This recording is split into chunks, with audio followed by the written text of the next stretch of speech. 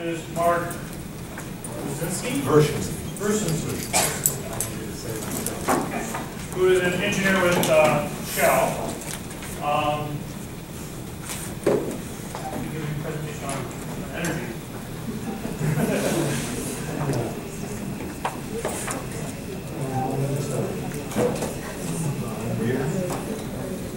So we've got mostly sophomores and juniors.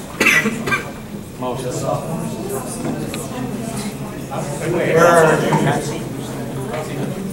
Only sophomores. Only sophomores. So this is relatively new.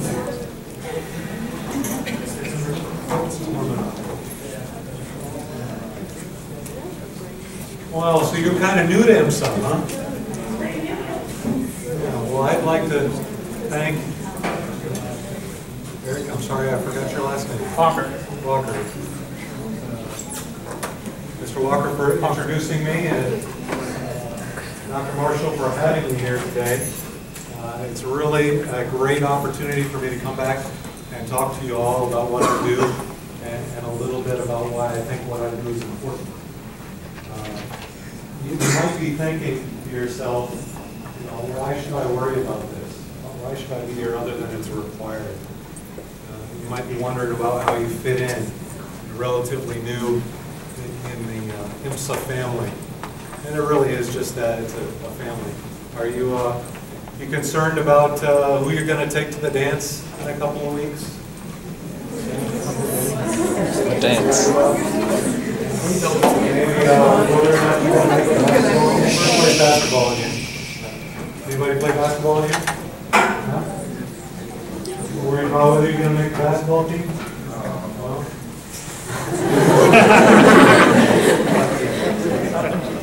No? Well, I was, because when I was a freshman, before I came to IMSA, I got cut from the basketball team. And so I was here, just like you are, worried about those same kind of things. And I'm sure you're, to some degree, worried about where you fit in and what you're going to do in your lives. But if I can leave you with anything today, and I think most of you already have a real good grip on this, it's the decisions that you're making today are going to affect where you can go in your life. And so with that, I'd like you to remember that the choices that you make along those lines are going to affect where you can go. Now, we were just asked at lunchtime, you know, what kind of mischief we got in. And I'll tell you right now, I only got suspended from IMSA one time. But really think about that. I live down in Houston. I work for Shell now. I worked for Shell for a little over 11 years, but I didn't start out there. I started out as a naval officer, and we can talk a little bit more about that in a bit. My talk is arranged into really 5 parts. I'm going to tell you a little bit about myself, about the energy business in general, about what I call the energy challenge. And that was really the headline for what my talk was today. We'll spend a lot of time talking about the energy challenge. And then what engineers do, what they really do on a day-to-day basis, and then why this job is so cool. And you believe my job is cool? I'm like a rock star. You don't believe me, do you? By the end of this, hopefully you will. So, just gotta turn this on.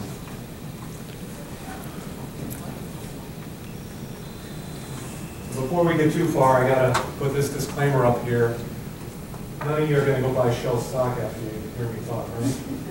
And that's what this disclaimer says, is you shouldn't go buy any Shell stock or sell Shell stock based on anything I say here today. But since you're probably not going to do that, we'll skip right by this and jump into my presentation. So, I grew up not too far from here in Rockford, Illinois. Who knows where Rockford is? Yeah. Anybody from Rockford? Anybody here from Rockford? All right, well, not too far away. Much like many of you guys from the suburbs, I finished IMSA and I decided to join the Navy. And I joined the Navy for 3 really good reasons. And they sound a little cliche-like, but they really are the truth. I joined the Navy for the excitement, the prestige, and to serve my country. Okay? Those are the reasons I joined the Navy. I decided to go to the Naval Academy, and I got in there, had a mechanical engineering degree at the Naval Academy, and then I joined the submarine force. And so I went through some additional training for the Navy in nuclear engineering, and then I drove a submarine for about 5 years. 6 patrols on the USS Rhode Island, and it was very, very fulfilling to me. I thought I was doing a really important thing, but I did all those things that I joined the Navy for. It was exciting, it was prestigious, and I had a great sense of serving the nation. It really was a life of service. All of our military folks, it's quite a life of service. But then I decided to leave the Navy to make a bigger impact on people's lives. Now, how do you do that? I was making a big impact on the people's lives, but frankly, I couldn't tell anybody about it. You guys have heard of the silent service? So I left the Navy and I joined Shell, and that's where I found that I could make even a bigger impact on your life. So I started as a pipeline engineer. What that means is I built pipeline projects in the Gulf of Mexico that transported crude oil mainly from our platforms all the way to our refineries on shore. And that was great, but I wanted to do something bigger within Shell, and so I moved into what was called regulatory affairs. Regulatory affairs is the front man, the liaison between the company and the government. And in that case, it was the Minerals Management Service.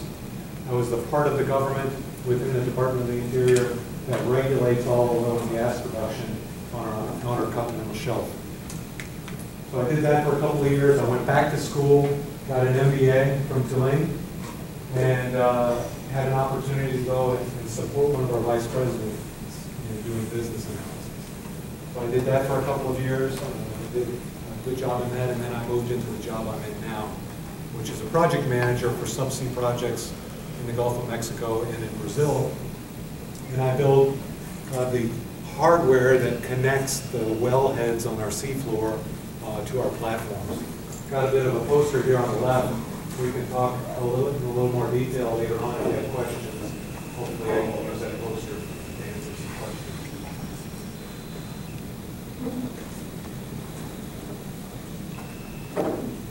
Well, let's talk a little bit about what an oil company does. Has anybody ever heard of an integrated oil company? Integrated energy company? What's an integrated energy company? Hold on a second, we got technology on our side.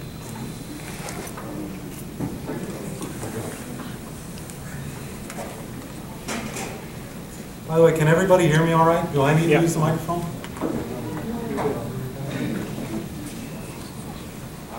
What I said was that integrated oil companies, it's like it does multiple parts of basically from getting the oil out of the ground all the way to distributing. That's exactly right. Give this guy a hand. He knows the way. Thank you. That's exactly right. An integrated oil company is vertically integrated, and it does a lot of different things. Some businesses just do one thing, but we do it all. And it's really a simple business. Does this chart look simple? It doesn't look simple, but it's there to make a point. Our business is really simple. We do 5 things.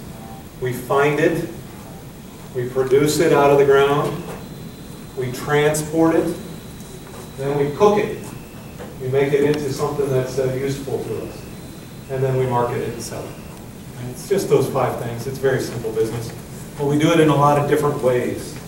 So, for instance, the oil is probably the most straightforward. It comes out of the ground. After we find it, it gets shipped to a power plant or to a refinery, either via a pipeline or else via a tanker. And in that refinery, we cook it into things that we can use. We make jet fuel and gasoline and diesel fuel and chemical products. Those chemical products, we go to a chemical plant where they go into everything we have, right? All the plastics, your cell phone, the insulation in your house or in your cup, all made from oil products. And then, of course, natural gas is another big part of our business. That goes to either a power station or goes through liquefaction to make it into a tanker to transport to another country, perhaps. And then, of course, we've got natural gas. We've got a great natural gas distribution system here in the United States, and comes right to your house, where it fuels your furnace, or your hot water heater, or your stove. Right? Think about what life is like without those things, and you can imagine why this is so important. Right? Without that distribution system.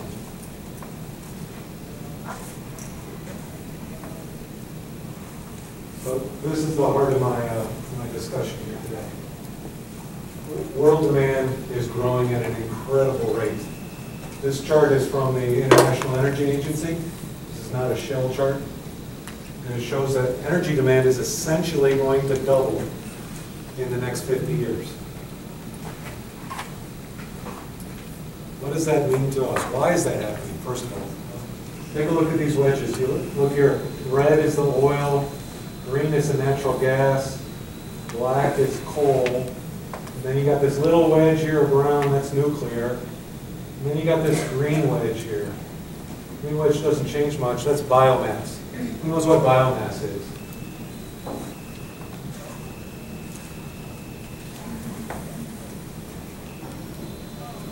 I'm not sure, but isn't that kind of when you burn garbage? Really, really close. Super, super close. Anybody else?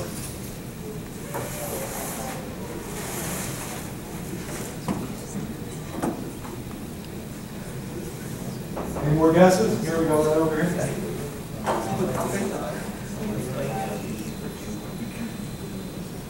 We use like algae for fuel. No, it's not algae for fuel. That's called biofuels. Yeah? Anybody else?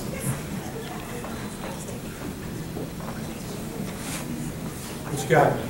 Isn't it just effectively burning things such as wood chips and such? You're spot on. Mostly, it's poop.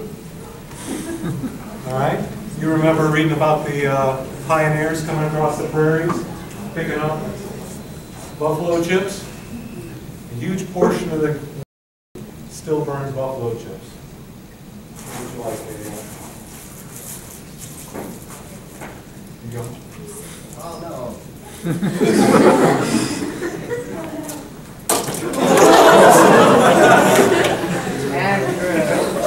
Buffalo chips, now biomass, it's wood chips. A huge portion of the world still burns what they pick up on the ground. Okay? That's not very high tech. Let's talk about the blue wedge there. Everybody can see that blue wedge? Growing at an incredible rate, right? Going from almost nothing to looks like 200 of whatever those things are in 50 years. What is that? Go ahead. Renewable energy. Yeah. That's everything else. So wind, solar, biofuels. I can't throw that one very hard. Everything else has got to make up the rest of that wedge, right? All of those things require one thing. What does it require?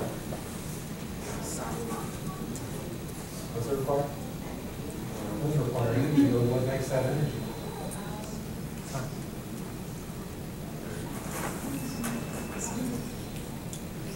All right, what you got? The sun.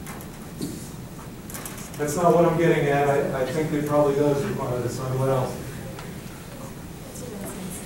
Oh, what else? The earth. Oh, reaching now. What else? Technology.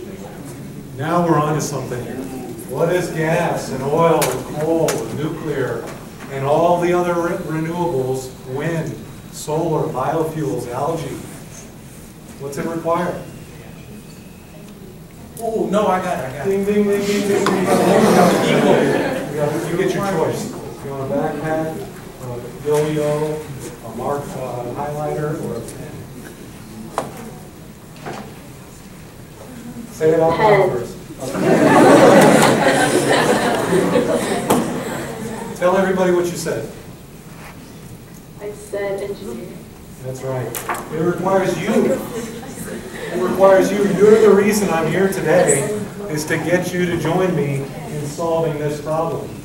Because if we don't make up that wedge of blue, what's going to make it up? All those others, right? Those others have to make up the difference if we don't make that blue wedge grow. And that blue wedge requires a lot of engineers and scientists to figure out how to make it work.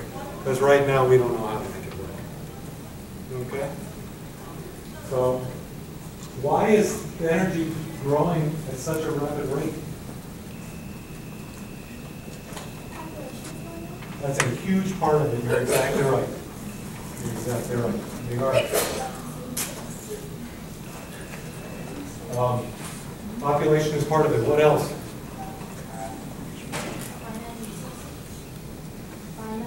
That's not what's making the energy consumption go up. What's making the energy consumption go up? Go ahead. That's part of it for sure. Yeah. I got it. Go ahead. Well, would the price of oil going up make demand go up? No, demand goes the opposite. Cost. I'm sorry? I said more parts of the world are becoming developed. Oh, there we go. There we go. You got it. Where'd that microphone go? Oh, it's over here.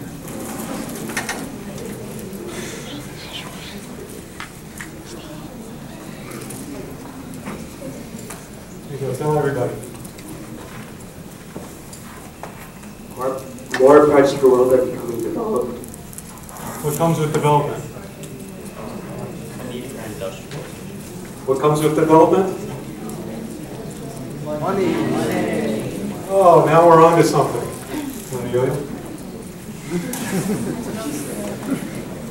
Money, what do you do when you get money?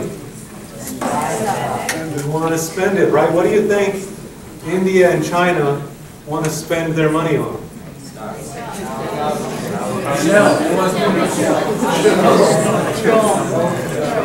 What do you think?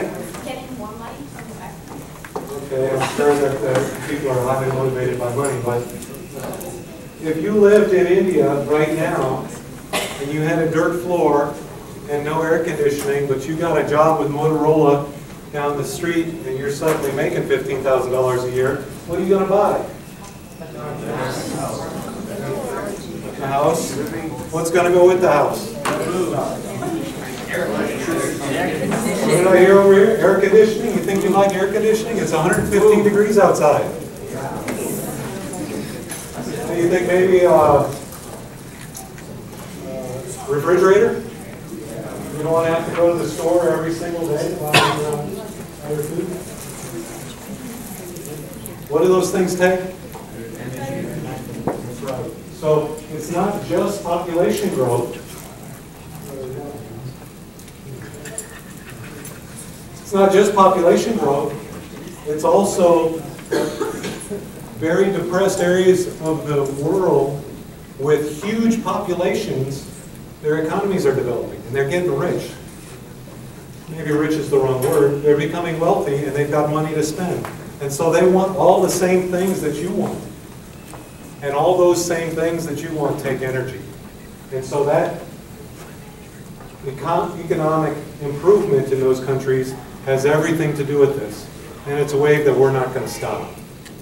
You can imagine the moral imperative that it'd be just flat out wrong to tell these countries, no, you can't develop refrigeration because it might harm the ozone. Right? What? You guys have been doing it for 100 years. And they're going to do this. It's not a question. And so we've got to find a way to solve this problem. And the way we're going to solve it is through technology, not through biomass. Right? You believe me? Yeah. Sure. Let me tell you a little bit about engineers. From the car that brought you here to the laptop in front of you, to the exit sign right over that door, all of those things had to be engineered. Every single one of them. In fact, I interviewed with the company that probably built that exit sign. I went in and they built exit signs in a little factory in South Carolina, and I went and interviewed with them. And I got to thinking, gosh, there is a lot of quality control that has to go into that exit sign, isn't there? When the building catches fire and the room fills with smoke and the power goes out, that sign's got to come on every single time because yours and my life depends on it, right? To show you the way out. It's a pretty big responsibility, isn't it? And engineers make that possible. They design the battery that goes in it, they design the sensing system, they design the light bulb, they design how it all goes together in an economic package that we can build the building without breaking the bank, right? So all of those things are what engineers do. Now, I thought about going to work for that company, but I wanted to do something bigger. And so I did, and I found that with Shell. Now, engineers have huge responsibility. We're accountable for an awful lot, and we have a huge sense of pride. I was talking a little bit at lunch about what was the big thing that made me go, yeah, this is really what I like to do. I guess it would be when one of the things that I was working on was on the Discovery Channel. It's kind of cool stuff. I actually got to, I'll tell you a little bit more about that in a few minutes. But I've worked on projects that supply over 100,000 barrels a day to the U.S. economy. Now, what does that mean? It's 100,000 barrels a day.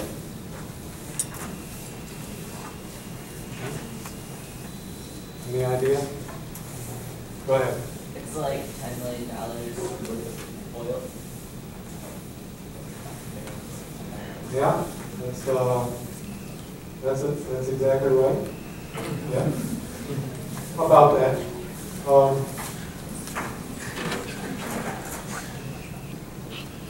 I would put it in different terms. But thank you. The 100,000 barrels a day is about 1% of all the oil we use in this country every single day. Right? That's about 1% of everything that we've done that required a liquid fuel, whether it's a jet plane flying or a diesel truck driving to deliver a package or a car taking your parents to work. I had 1% effect on that. And I actually have had more than that because I've worked on several projects of that size. So it's quite a bit of accomplishment, I think. On the left-hand side here is a picture of me. I'm standing on the Noble Jim Thompson, which is a drilling rig that's drilling right now in the Gulf of Mexico on a project that I'm working on. And I'm standing in front of a remotely operated vehicle. We refer to it as an ROV.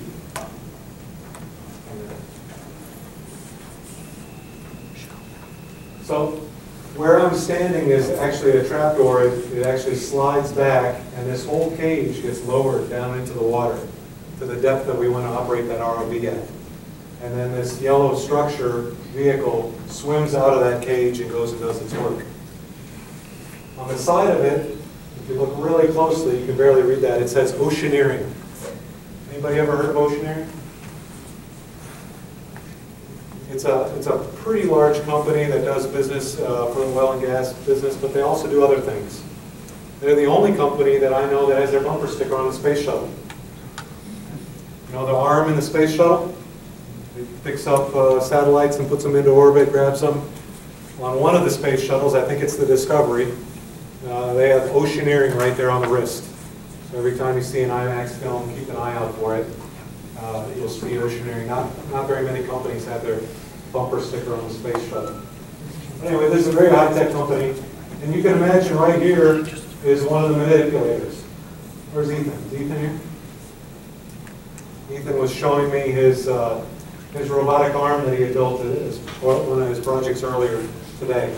That manipulator doesn't work on any different principles than the robotic arm that Ethan had put together. And I've seen a couple of others around here. You guys know what I'm talking about. Yeah. Yeah. So there's a lot of engineering that goes into that. Figuring out how large to make those hydraulic cylinders, so on and so forth. But the most important thing that I do is I lead teams of people in doing it safely. I've gotten a couple of questions already today about Macondo. You know, that's what happens when a lot of engineers do it wrong. Right? There wasn't just one thing that happened, a lot of things made that happen. And that's the consequences when engineers make a mistake. But I do it, and my highest priority is making sure that people can do it safely. Because if anybody gets hurt on a job, it doesn't make the job worthwhile. Let me give you a little bit of details. This is a couple of pictures from the project that I'm working on right now. This is a subsea tieback to a facility in the Gulf of Mexico called Auger. This is a pictorial image of it, and this is a photograph of the platform. I'm responsible for the construction of all this stuff that's laid out on the bottom, which we can talk a little bit more in detail later, but to give you an idea, this is a photograph of one of these trees, and that tree is over 30 feet high.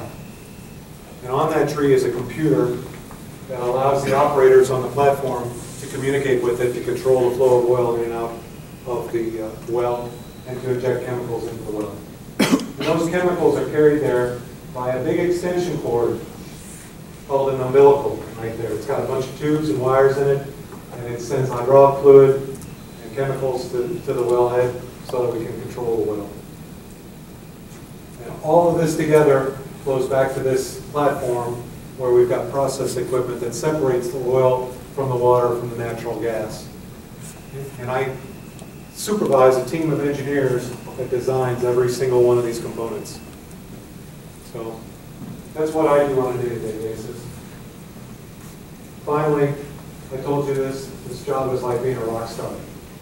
So I was at a wedding a few years ago, and I was talking to a friend of mine who was a mutual, I was talking to a man who was a mutual friend with the groom. And he was asking me about my job, and I explained to him what I did. And he said, well, you go offshore a lot. And I said, yeah, I go offshore a lot. And he said, well, how do you get there? He said, well, I fly on a helicopter. I said, well, really? What happens if you're late? I said, well, helicopters are really expensive, and I understand that, so I'm not late ever. He said, yeah, but what if you are? I said, well, the helicopter is usually for me, so it'll wait. He said, wow, that is so cool. You've got helicopters waiting on you. That's like being a rock star. I laughed at that and said, well, it's not exactly like a rock star. You know, I do wear steel-toed boots and a hard hat and coveralls, but yeah, you could think of it that way. I've also, I mentioned earlier, after Hurricane Katrina, I supervised a production company in filming a Discovery Channel special called Blood, Sweat, and Oil. It was a 5-part series. 2 of the parts were on shell plant facilities. 1 was on the facility that I was working on at the time. That was really interesting to get to hang out with those Hollywood types. It's not nearly as interesting as you might think, but it was a good time. And then a politician's call on me. That refers to the time when I was in regulatory affairs, when something's going on in the world, and they want to know how this is going to affect the oil business or the energy business in the United States. People would call on Shell, and I'd get to go talk to them and explain what the ramifications might be, especially for different regulations. And then finally, suppliers always want my signature. Right? We write some really big checks in the oil business, and so somebody always wants your signature.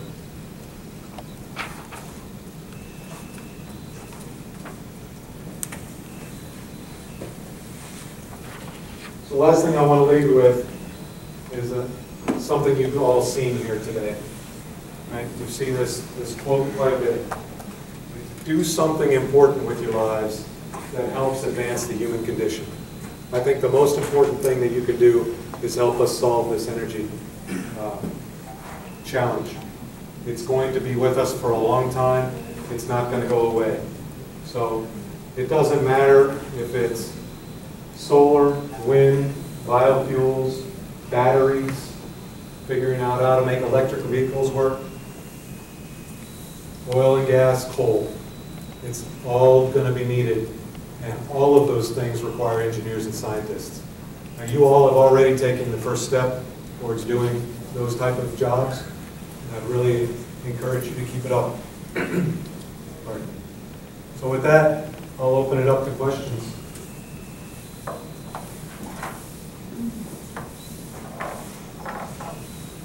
Could you elaborate more on the way that biomass is used as an energy source internationally? Could you elaborate more on the way that biomass is used as an international energy source?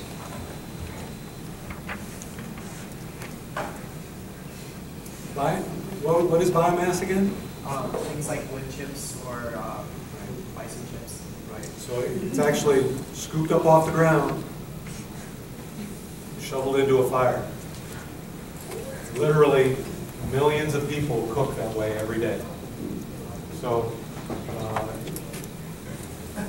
was there another part of the question to that? Or?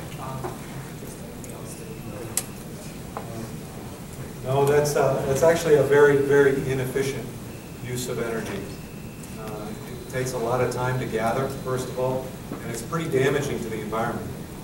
You can imagine what it's like to cook over a fire that's fueled with cow chips. Probably not very appetizing, I would imagine.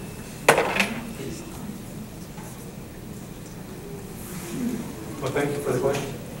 Who else got a question? Is Shell working on a renewable energy source? That's a great question. Shell is the leading distributor of biofuels in the world through our joint venture with Cosan. That's sugar-based or sugarcane-based ethanol down in Brazil.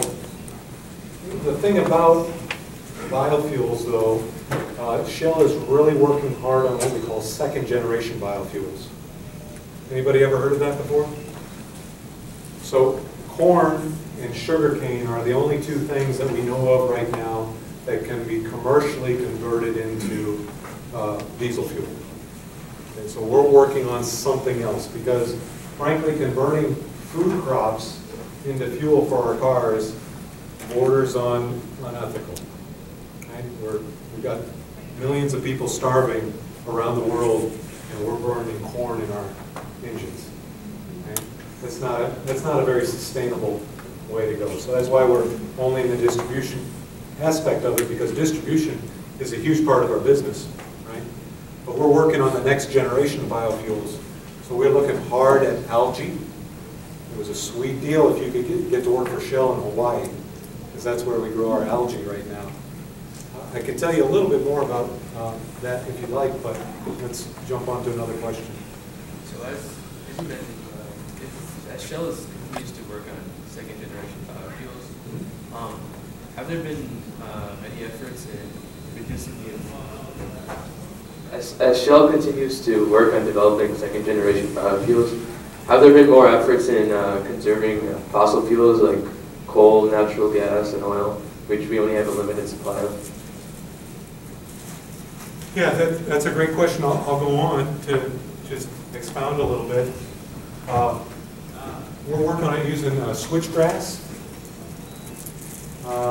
Is a really good potential source of biofuels. And I don't know what you call it, corn stalks, what's left from there. There's a problem with the corn stalks, though, is that's actually a food product as well. Right? We feed that to a lot of our livestock. So that's a little bit of a slippery slope to get on there. As far as conservation, what's been going on in the United States with regard to energy consumption? Anybody know? Well, over the last 5 years, what's happened? I thought it pretty much leveled off. That's exactly right. It's actually gone down a little bit. It's gone down a little bit. So the efficiency gains that we've been looking for here in the United States are having an effect. They're driving down our consumption of energy here. A lot of that, frankly, has to do with the economy, but a lot of it really is CFL light bulbs and increased efficiency of our automobiles. But worldwide, that really hasn't taken hold. And that's why the consumption of oil around the world is going up and up and up. And in fact, all kinds of energy. Did you know that they're building a coal-powered plant coal-powered electric plant in China about every 3 days? Go ahead. When could we possibly get to all renewable sources of energy for energy consumption? When you run out of ideas. I think you don't teach thermodynamics here yet, right? Is that it? Just a little bit. Any part? Just a little bit in chemistry. A little bit of thermodynamics. You know you cannot create or destroy energy, right? So there are some really far out ideas that are perpetual motion machines, and Shell doesn't invest in that. But there are lots of other ideas about how we can get energy. And energy creation is not the only thing, right? Wind is a great source of energy. Shell is one of the largest producers of wind energy in the United States. We've got huge wind farms in West Texas and up in Oregon as well. But the problem with wind is it's not very convenient because it doesn't blow when you need the power, and you need the power when the wind's not blowing. So we've got to find a way to store it. So there are lots of different ideas about how to store wind energy. One of them is using the wind energy simply to pump up a reservoir and then let the water run through a turbine when the wind's not blowing. It's an idea, but you still got to find a big area, right, to make that reservoir. So energy storage is just as important as finding that source of energy, because we've got some sources of energy that just aren't very transportable, and transportation is a big part of it. Yeah. You mentioned looking at sources like solar and wind and ethanol. Are there any of the, I don't know, less popular sources that you Shell is looking into, like hydroelectric and things like that? Like ones you don't hear as much about? That's not a core business for Shell. I couldn't really speak to the strategy behind it. But what I can tell you is hydroelectric is not nearly as environmentally friendly as we might want it to be. And it sounds great. We're just going to dam up this river, but how many people do we displace when we dam up that river? And what ecological areas do we destroy? Anybody heard of the Three Gorges Dam in China? So that's what they're doing, right? And it'll provide a lot of, but it also does an awful lot of damage at the same time.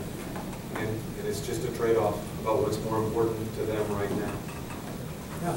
What are your thoughts on nuclear energy, especially with the new gains made in safety? Yeah. Nuclear energy was a growing business prior to Fukushima, right? And it was a very important part of this energy picture. I think after Fukushima, the political ramifications of approving a nuclear power plant were awful dire. So I think that nuclear energy absolutely can be done safely. I lived next to a nuclear power plant slept with a nuclear power plant for almost 4 years. So it can be done safely. It takes a lot of technology and a lot of very disciplined engineers to make it work right. In the very first slide, there was a picture of a race car on the track.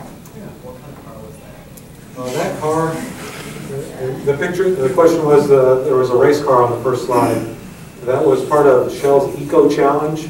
It's a competition that they run in a bunch of universities in Europe, actually, in which universities get together and compete to have the highest efficiency car. And it's really an engineering project that we do to help develop engineers mainly and efficiency secondarily. So we're talking like Ferrari or? Some students built that car. College students. You gonna catch this one? I'll let it hit you in the head. Yes. I'm old enough to have heard since the early 70s that we would run out of oil in 40 years. Yeah. So unless the Mayans are right, we're still okay. When will we run out of oil? That's a great question. The question is, when are we going to run out of oil? And I'd describe it to you this way. The amount of hydrocarbon that we have on the Earth is a bit shaped like a pyramid. The top of the pyramid is really easy to get to. Anybody ever heard of Colonel Drake? Does that ring a bell for anyone? Colonel Drake started the oil industry. He started the oil industry in western Pennsylvania in the 1880s, 1870s. I can't remember the exact day. But he drilled the very first oil well. The wooden derrick, just jamming a stick in the ground. Why did he pick western Pennsylvania? Why did he pick his specific location? Anybody know? What do you think? How do you know that? How do you know there was oil there? He did not test the soil. It was leaking out of the ground. You could see it on the river. The Native Americans there had been soaking up oil and soaking rags in it to make torches for hundreds of years. And he thought, well, gee, if it's seeping out of the ground here, I bet if I dig down, I might find some more. That's literally how the oil industry got started. After that, we had geologists that would look at the land and they would see bumps on the land. In a big field, there'd be a big hill for no particular reason. What's going on here? Well, that dome was actually caused by salt pushing up through the earth. And we found that if we drilled wells around the edge of that dome, you'd find oil. Then we started developing seismic. And we'd actually shoot sound down into the earth. And based on the reflections that we'd get back, we'd figure out where there was oil. And then we'd put our oil wells there. Well, each one of these steps is just a little harder than the last one, isn't it? Right? And so today, 2 steps ago, was actually digging it out of the ground in Canada at the Pascal oil sands. Anybody ever heard of that? We scoop up the hydrocarbon, it's a solid, in huge dump trucks, and take it and wash that hydrocarbon off of the sand and then go put the sand back. And then the last step was fracking. You guys are familiar with fracking? It's a little bit of a controversy over in Europe. It's a smaller controversy here in the United States.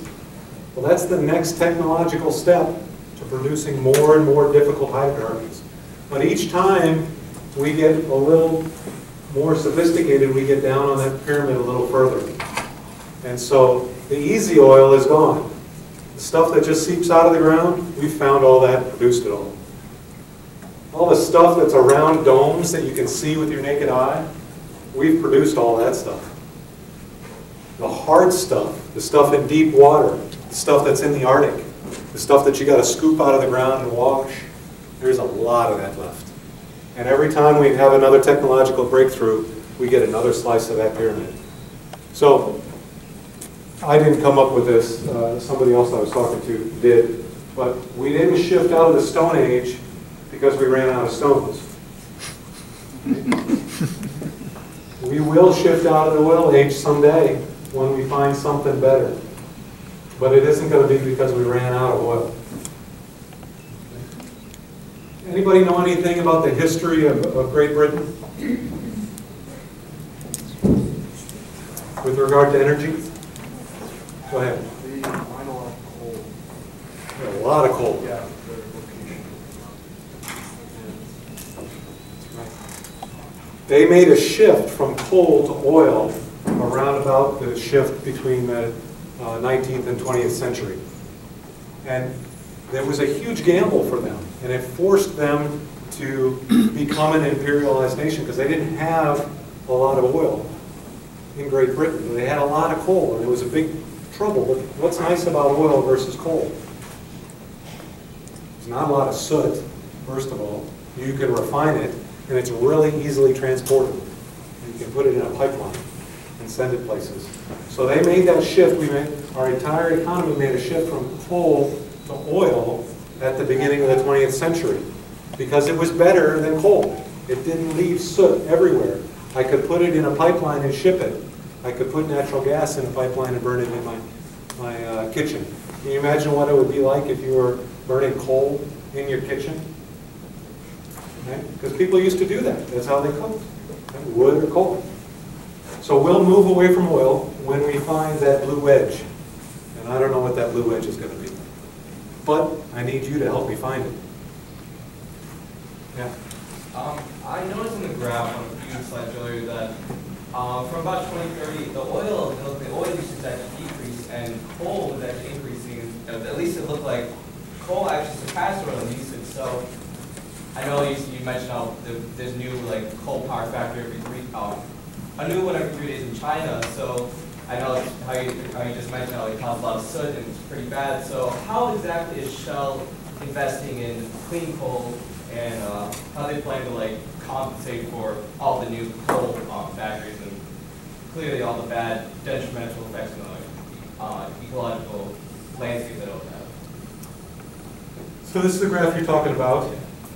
And yeah, according to the International Energy Agency, they say that oil is going to peak, oil consumption is going to peak about 2030, and then it'll decline.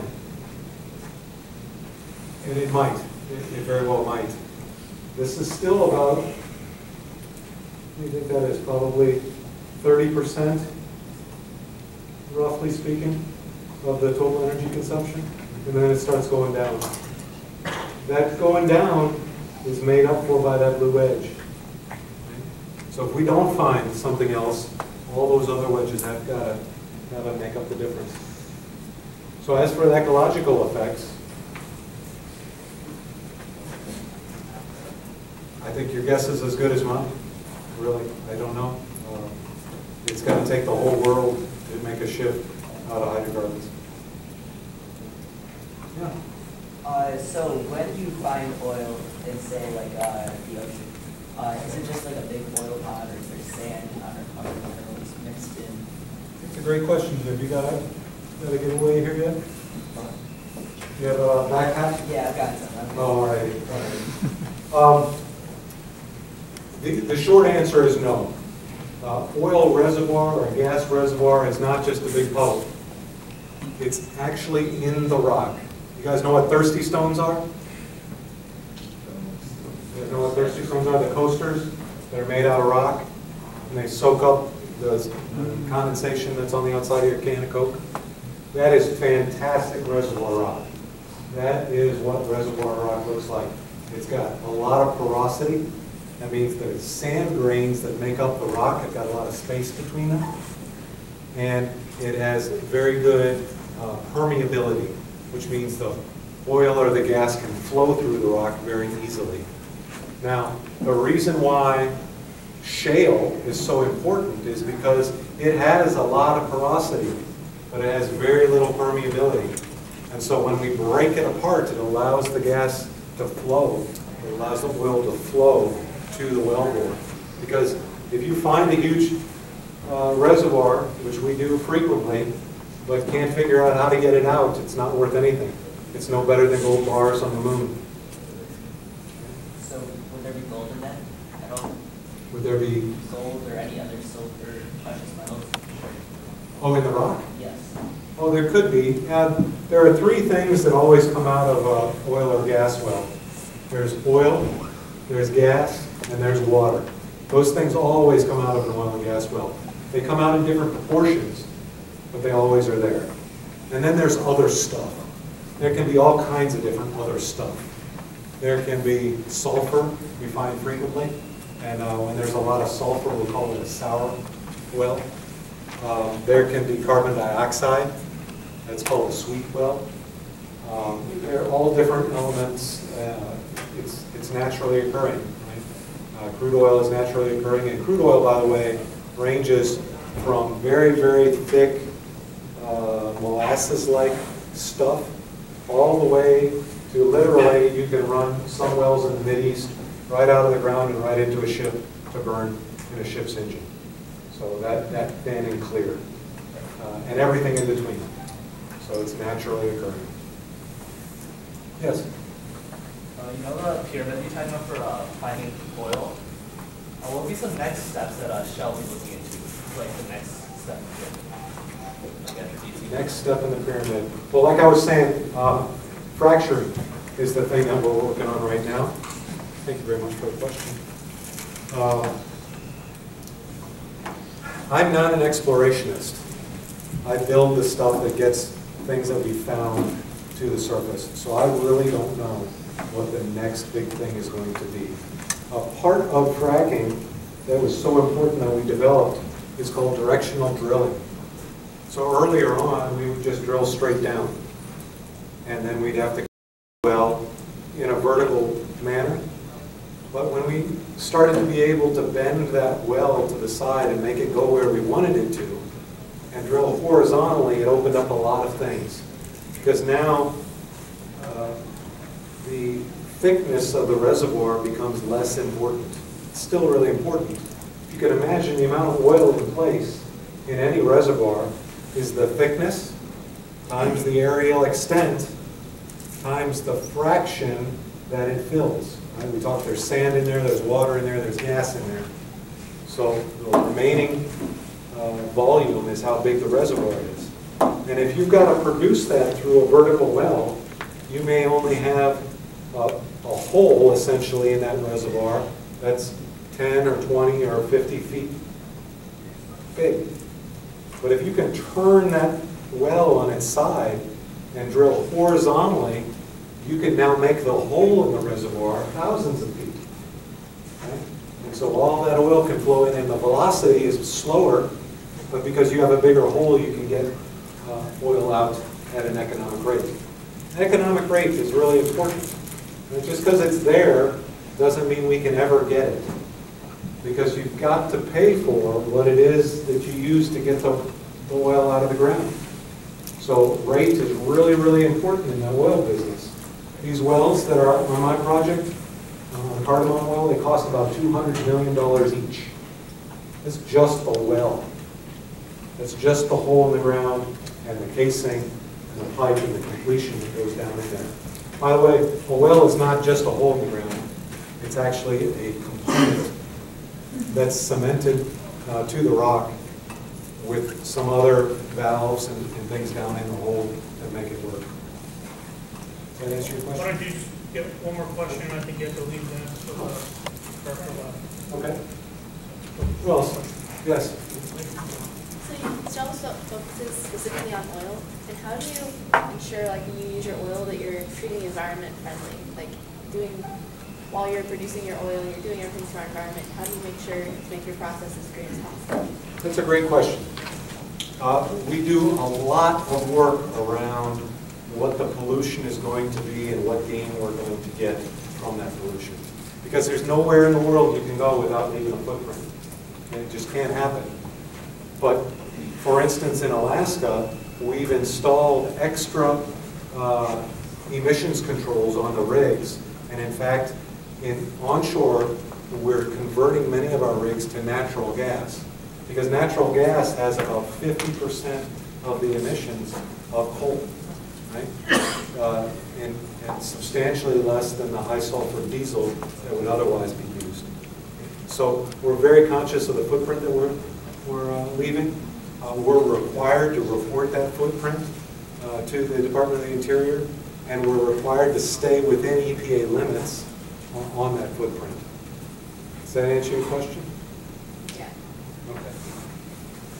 All right. I got plenty of more giveaways here. I'm sorry I didn't get to everybody's questions, but thank you very much. And remember to do something important.